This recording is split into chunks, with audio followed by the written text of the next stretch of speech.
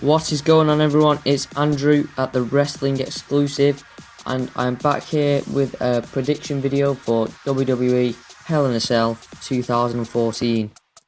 And usually the first match is a tag team match, so starting with the tag team match, most of the time this year they've been quite exciting matches, especially in the period of the Usos and the Wyatts, but I seem to become disinterested in this feud, and I didn't like it when Cody Rhodes changed persona. I don't see the point in that at all. It didn't really bring anything new to the situation.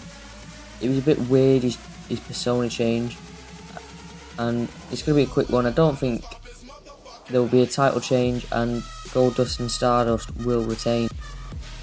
The next match is for the United States Championship, and this is between Sheamus and The Miz.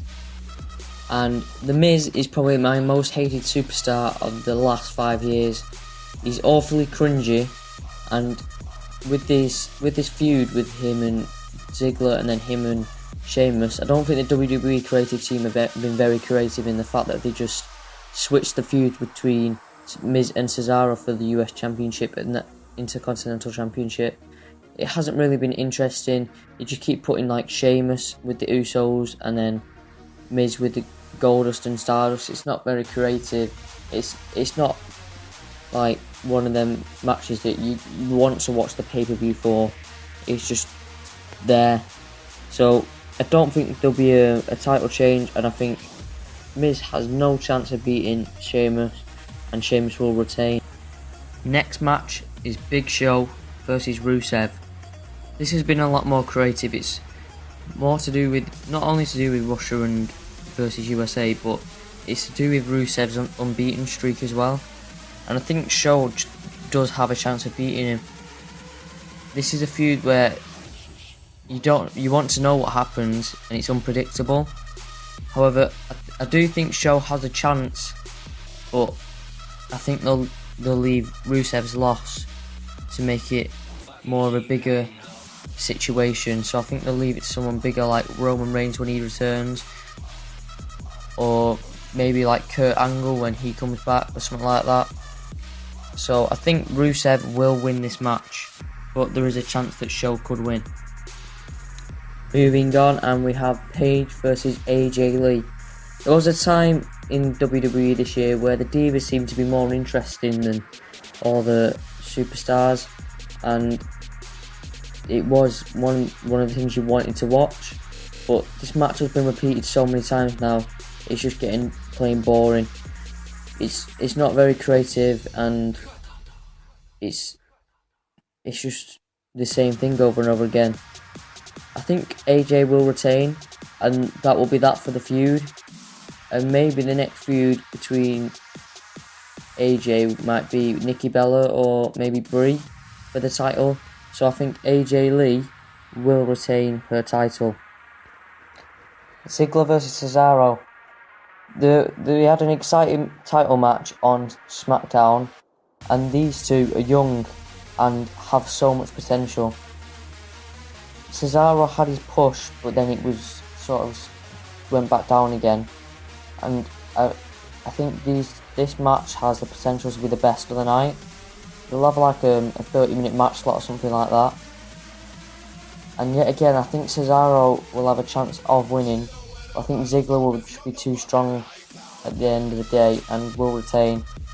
I don't think this ever happened at a pay-per-view before, where there is no title changes, because that is what I am predicting.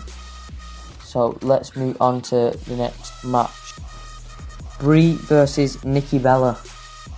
The winner gets to have the other one as a slave for a month, and if not, they have to quit. I also think the winner of this match will probably get a title shot. And if Brie does get a title shot, I don't think she'll ever win, because Nikki will always interfere. And I think that Brie will win, as it will give a twist to the feud. So I'm going for a Brie Bella win on that one.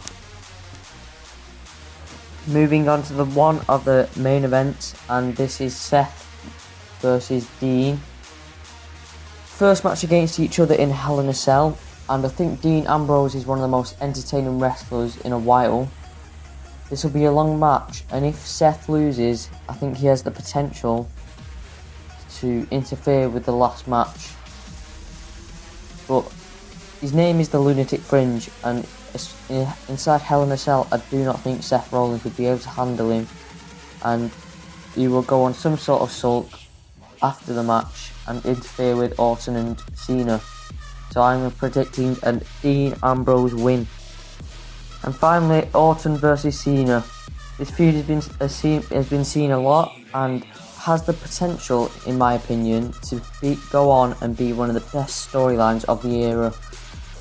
Either Cena could win and then go on to beat Brock, and Seth attempts to cash in and fails, or Orton wins, beats Brock and turns face, with Rollins cashing in and winning, and then this could develop into a big feud between Dean, Cena, Orton, Rollins and potentially Roman Reigns for a main event at WrestleMania 31.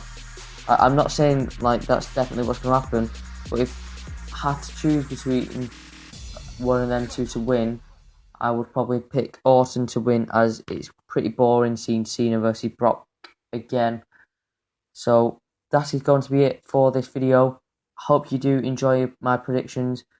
Please leave a comment on what you think is going to happen, and if you disagree with any of mine.